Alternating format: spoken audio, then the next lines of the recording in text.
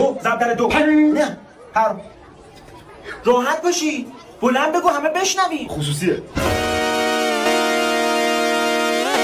خوب شوردیم با کمان من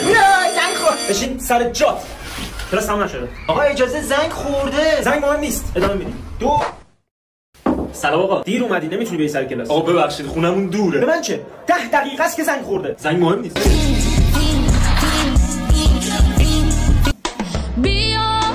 گفتی که خونتون دوره کجا زندگی میکنی؟ پیش خانواده خانوادت کجا زندگی میکنه؟ پیش من کلتون کجا زندگی میکنی؟ کنار هم مرض بیا با تخته یه ماژیک بردار بله عدد 55 رو بنویس آقا نمیتونی 2 تا 5 کنار هم بنویس خب آقا 5 دیگری کدوم رو بنویسی این طرفش اون طرف گفت چرا میبینم